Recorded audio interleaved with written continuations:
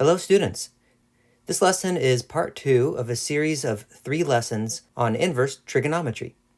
We continue our discussion by discussing the inverse tangent function. Now the tangent graph is periodic and overall fails the horizontal line test. For example, here's a horizontal line that intersects multiple times. But if we limit our domain to just the central cycle between the asymptotes at negative pi halves and pi halves, then we get this portion of the tangent function. And this portion is a one-to-one function. It does pass the horizontal line test. But it requires a restriction on the angles given by this double inequality.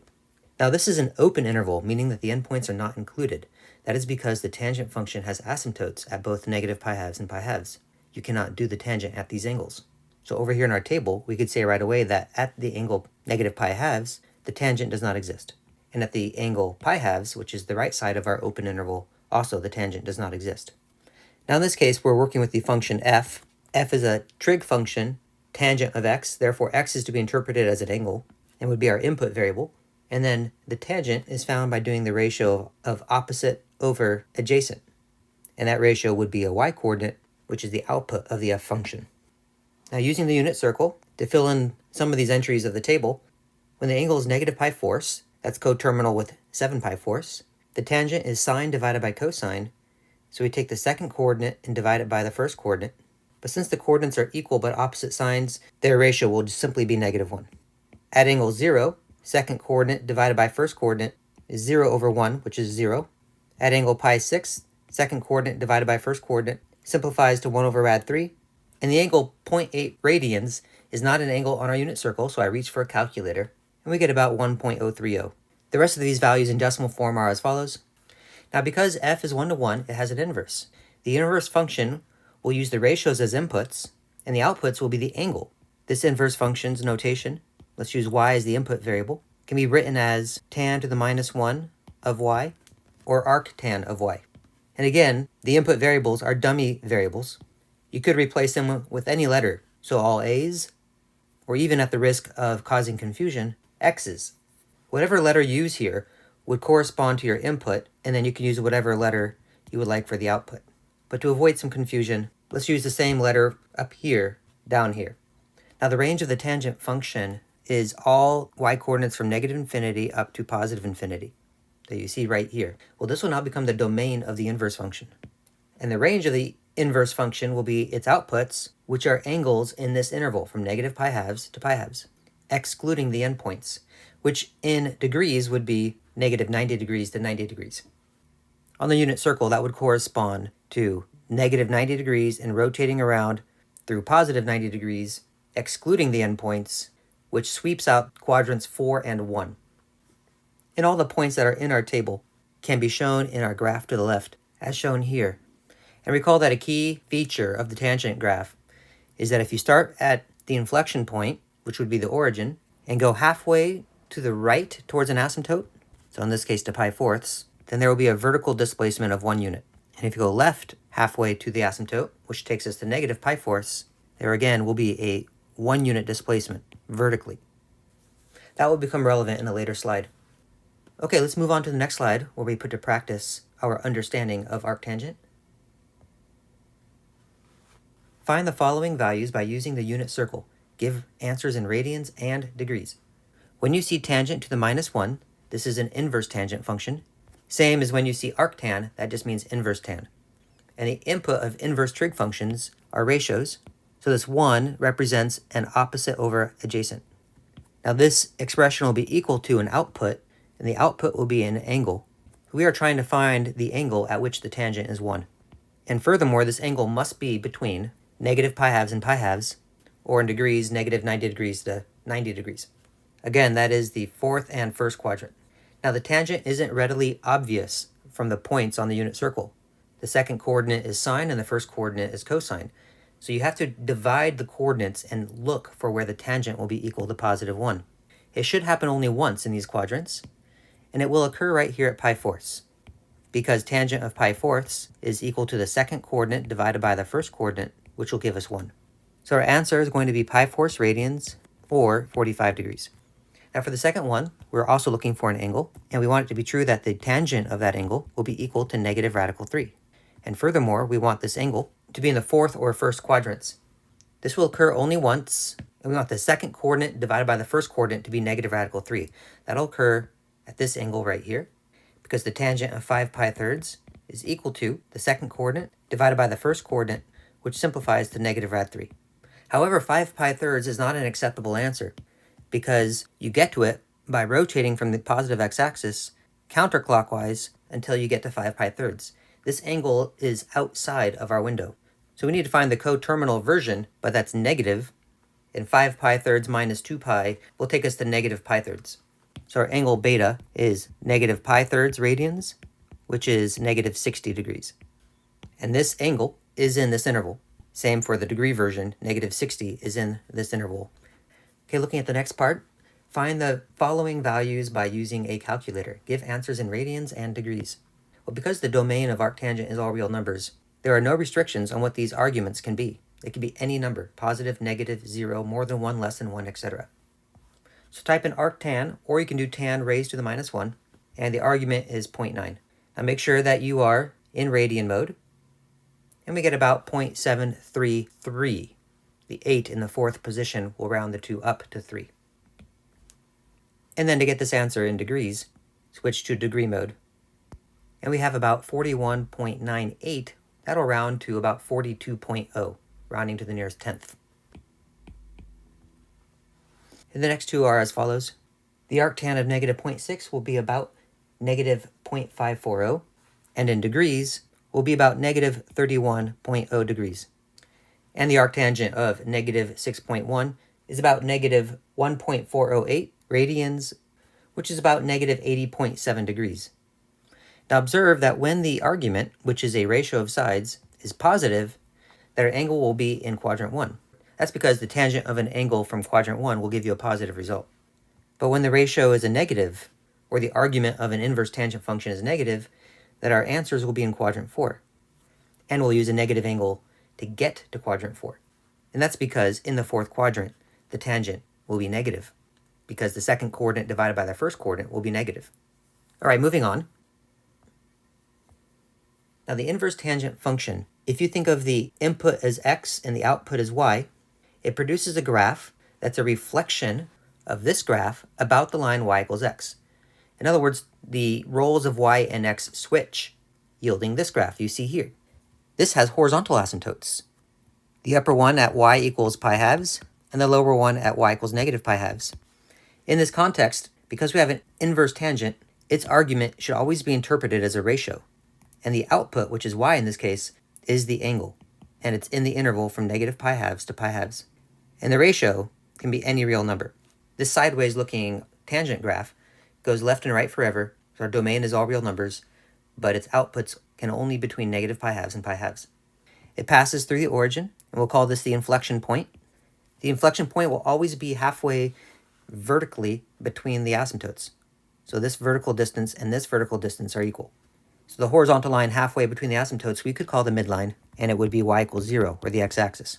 If you go up from the inflection point halfway towards the asymptote, that'll take us to pi fourths as a y-coordinate. Then there will be a horizontal displacement by 1 unit to get back to the graph. Same is true as if you go down halfway to the asymptote, there will be a 1 unit displacement horizontally to get to the graph. Now this graph is useful in modeling whenever you want a phenomenon where a quantity transitions from one value to a new value. So this curve, in a way, takes us from negative pi halves and increases towards a new height at pi halves. Here are standard ways to do basic transformations on the arctangent function. The h gives us a horizontal shift. The k will give us a vertical shift. The a is a vertical stretch. And if a is negative, then there will be a reflection about the midline. And this will push our asymptotes to new locations. It will be a times pi halves units above and below the midline. Now the vertical shift will put the new midline at y equals k. Thus the consequence will be that we can write our asymptotes will be found at the new midline plus or minus a times pi halves. And then finally the b. The b will contribute towards a horizontal stretch by a factor of its reciprocal. So if b is 3, then we'll do a horizontal stretch by a factor of 1/3. But if b is 1/4 or 1/4, we will have a horizontal stretch by a factor of 4. That horizontal stretch factor will affect this length and this length. Okay, looking at this specific example we have right here, this is our a value. This means that the asymptotes will be a, which is 6 over pi, times pi halves. This simplifies to 3 units above and below the midline. This vertical shift of -2 puts the midline at y equals -2. Here, b is a 1/3, which means we have a horizontal stretch by a factor of its reciprocal, and the reciprocal of 1/3 is 3. So this length and this length are going to be 3 units, not 1 unit. And then, of course, we have a left 1 horizontal shift as well. So our midline will be at y equals -2. The asymptotes will be 3 units above and below the midline, so at y equals 1 and y equals -5. Our inflection point was shifted down 2, so it's on the midline, but also there was a shift left 1. And notice a is positive, so there's no reflection about the midline. So our curve will still be an increasing curve, something like this, as opposed to a decreasing one, something like that, which is what it would look like if there was also a reflection about the midline. And to get a little more precise, because of the horizontal stretch by a factor of 3, if I go down from the midline halfway to the asymptote, which means go down 1.5 units to y equals -3.5, then there will be a horizontal displacement of 3 units instead of just 1. In this case, it'd have to be to the left, so that we can expect our increasing function up to that point. And then if I go up from the inflection point halfway to the asymptote, which would take me to height y equals -1/2, then we would go 3 units to the right, and we can complete our graph. I leave it to you to verify with technology. Okay, going on to the next slide. Find a model, elevation relative to sea level versus time, for an airplane that takes off from Sky Harbor International Airport in Phoenix, Arizona, which is at an elevation of 1,000 feet above sea level, and cruises at an elevation of 17,000 feet above sea level. The plane takes 4 minutes to reach half of its change in elevation and 6 minutes to reach 3/4 of its change in elevation. Now this is exactly a phenomenon where arctangent can be useful, because a plane starts at one elevation and then changes to a new elevation, which is exactly what the outputs of an arctangent function do. So let's draw a little picture of this. This model will be elevation relative to sea level, measured in feet, against time, measured in minutes. Now the two elevations that the plane starts and ends on are 1,000 feet above sea level and 17,000. These will be our asymptotes. And we're told that 4 minutes in, we expect the plane to reach half of its change in elevation. So its change in elevation is 16,000 feet difference. Half of that would be 8,000. So if we go 8,000 above 1,000, that takes us to the midline of y equals 9,000 feet. 2 minutes later, we expect the plane to be at 3/4 of its change in elevation. So dividing the change in elevation into quarters, each quarter change in elevation is 4,000 feet, putting this horizontal line at 13,000. And we expect the plane to be at this location. Well, the inflection point is at 4,9,000. This reveals the horizontal and vertical shift. So if we assume we're starting with the standard form of transformations of arctangent, then we know that there was a shift right 4 units, so we need an x minus 4 in these parentheses, and a shift up 9,000 units. Next, we have that the asymptotes are 8,000 units above and below the midline. This has to be equal to the vertical stretch factor times pi halves, which tells me that the stretch factor itself has to be double 8,000, or 16,000, divided by pi. And then finally, if we go up from the inflection point halfway to the vertical asymptote, which takes us to that orange height of 13,000, then the horizontal displacement is 2 units, which suggests a horizontal stretch by a factor of 2, which tells me that b has to be the reciprocal of this number, so 1/2. This gives me all the pieces I need. So y will be equal to 16,000 divided by pi times the inverse tangent, or you can write arctangent, of b, which is 1/2, times parentheses x minus 4, and both parentheses, and then add 9,000. So I know another point on this graph will be if I go down from the inflection point halfway to the bottom asymptote, then I would go left 2 units. This height would be 4,000 feet below 9,000, or 5,000 feet. And our arctangent function would look like this. Now this model is flawed in the sense that if you focus at this area right here, this suggests that at time 0, which is the time when the plane took off, that the elevation was slightly more than 1,000 feet. But in reality, the plane was on the ground as it took off, so at an elevation of 1,000 feet above sea level. So there's a little bit of a discrepancy here, but again, no model is perfect, but some models are useful. I'm going to type this function into Desmos. Okay, now make sure you're also in radian mode. And currently I don't see anything. That's because my y scale is too narrow. We need to see y coordinates in the thousands. So I'm going to change my y. And let's graph all the horizontal lines that were in our image, the midline, the quarter lines, and the asymptotes. And you can see all of our data is accurately reflected. Okay, next slide. Solve the triangle, meaning find all missing side and angle measurements. Now this is a right triangle because we have a right angle here. So the other two interior angles are alpha and beta, we'll say. And we do have a missing side, we'll call this A. Now we know 2 of our 3 sides, so we can use the Pythagorean theorem to find the last.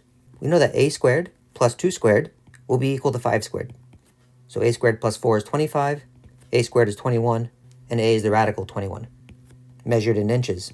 Now in order to find the 2 missing angles, we're going to be able to use inverse trigonometry. And up to this point, we've learned about inverse sine, inverse cosine, and inverse tangent.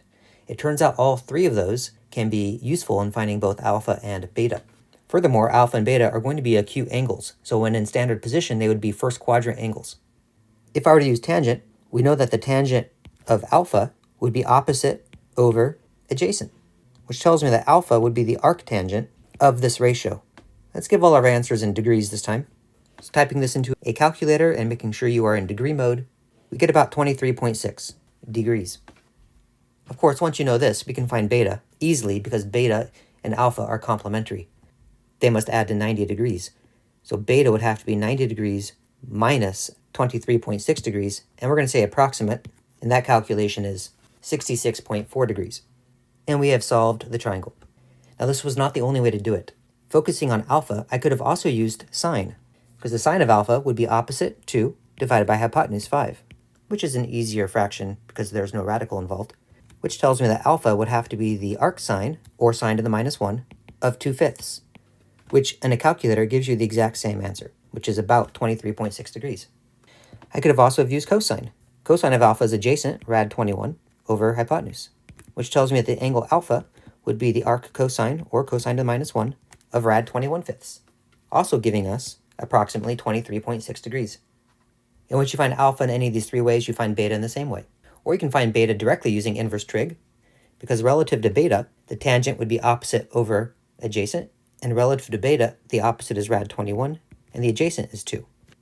This tells me that beta should be equal to the inverse tangent of radical 21 over 2. When you do this in a calculator, that gives you about 66.4 degrees, confirming what we found up here.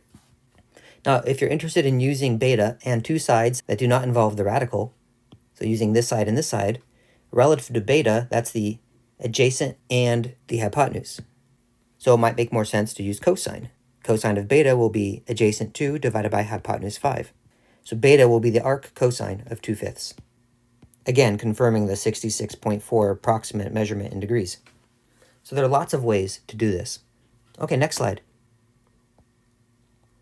A security camera in a neighborhood bank is mounted on a wall 9 feet above the floor.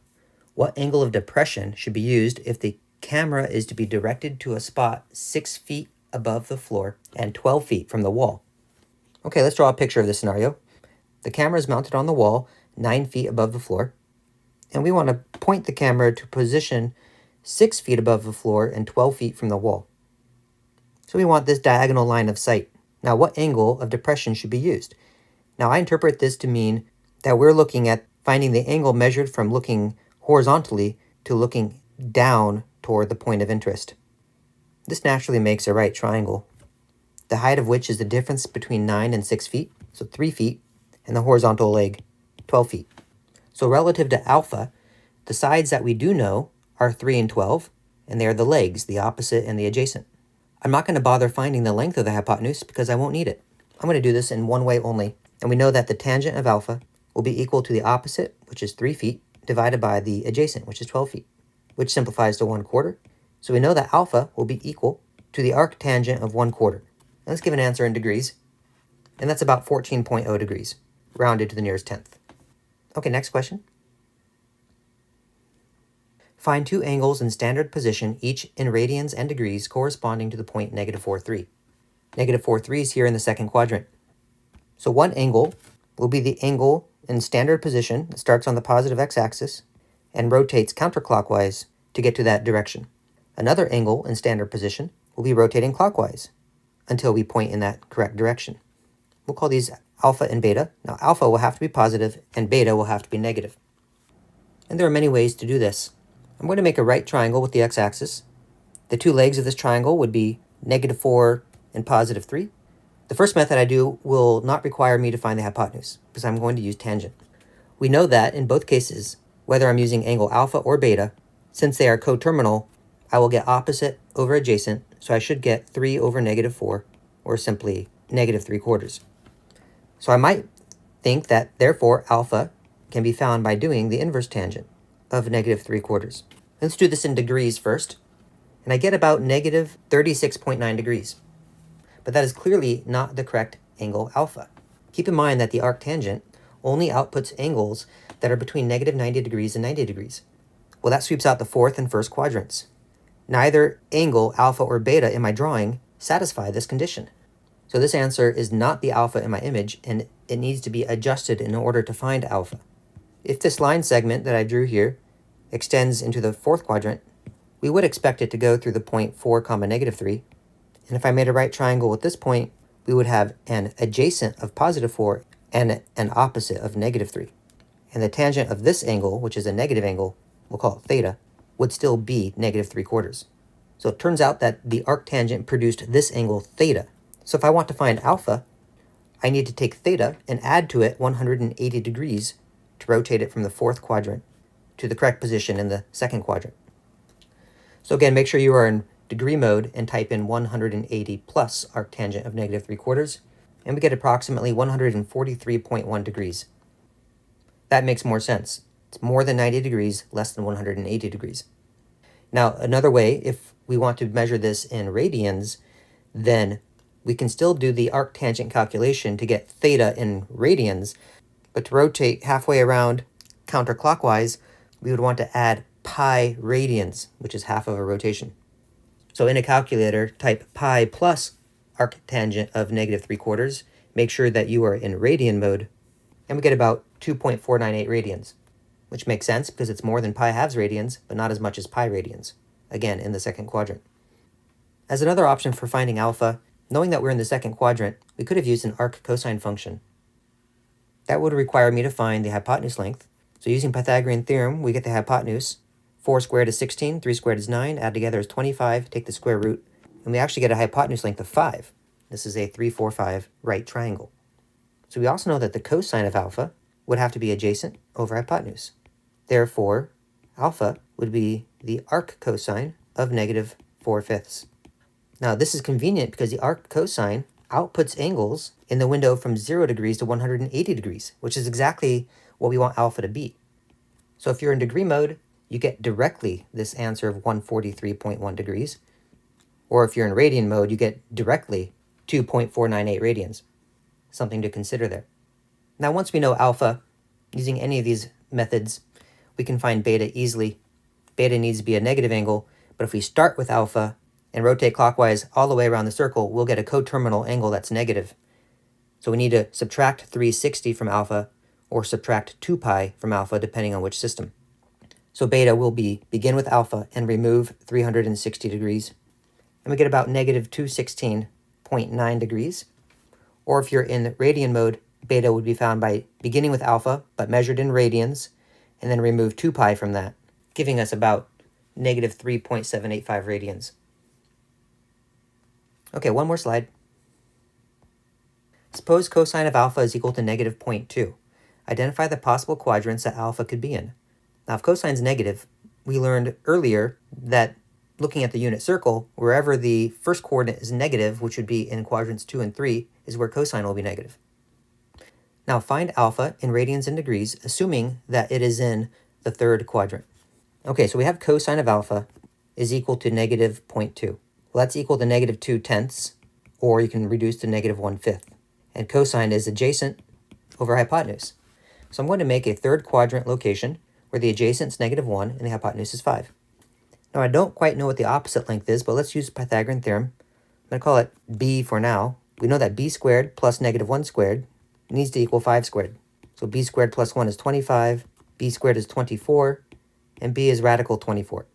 which you could reduce because 24 is 4 times 6 and radical 4 is 2. But let's just go with radical 24. Now, because we're in the third quadrant, this would have to be also a negative length because we need 2 negative coordinates to get into the third quadrant. Now, alpha could be any angle in standard position that takes us to this direction. So it could be a positive or a negative. It really doesn't matter because they are coterminal. Assuming alpha is in the third quadrant, find the values of sine alpha and cotangent alpha without technology. And because I have a complete reference triangle now, I don't need to know alpha in order to answer the questions. So sine of alpha, whether it's the green or the red alpha, it won't matter, will be equal to the opposite, negative rad 24, over the hypotenuse 5. And the cotangent of alpha will be the adjacent, negative 1, over the opposite, negative rad 24, which I will simplify to just positive 1 over rad 24.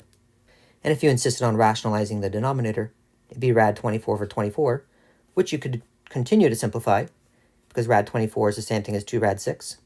And then you can simplify the 2 over 24 to get rad 6 over 12. Any of these is acceptable. Okay, and the final thing we need to do is find the value of alpha in both radians and degrees. Now we can find either of these alphas, the positive green angle or the negative red angle. Now we know that the cosine of alpha is negative 1/5. So if I do the arc cosine of negative 1/5, let's see what angle we get. This gives me about 101.5 degrees. This is an angle that's in the second quadrant, not in the third quadrant. Keep in mind that when you do the arc cosine, it has a range, or outputs, that are in the interval from 0 to 180 degrees. That's the first and second quadrant. So we're going to have to adjust this answer. In fact, it's giving me an angle that corresponds to a similar triangle, but one that is in the second quadrant. This angle theta takes us into the second quadrant, and it is also true that the cosine of this angle is negative 1/5, because the adjacent is negative 1 and the hypotenuse is 5. This is the angle that we calculated using the arc cosine function. Well, by symmetry, if I do the opposite of that angle, and we'll call this alpha sub 1, then one possible answer is the opposite of the arc cosine of negative 1/5, which is about negative 101.5 degrees. Well, if I want the positive version of alpha, I'll call that alpha sub 2, then I just need to add 360 degrees to this red angle, which is about 258.5 degrees. So either of these answers would be acceptable for an alpha measured in degrees, at which the cosine is negative 0.2, and which is a third quadrant angle. If you want to know the angles in radians, then do the negative arc cosine of negative 1/5, make sure you are in radian mode, and we get about negative 1.772. Or if you want the positive version of this, you need to begin with this negative angle and add 2 pi to it, which corresponds to a full rotation. And that's approximately 4.511 radians. So any of these answers is a correct answer for an angle alpha that's in the third quadrant, and the cosine of which will be negative 1/5. Okay, and this concludes part 2 of a 3-part series on inverse trigonometry.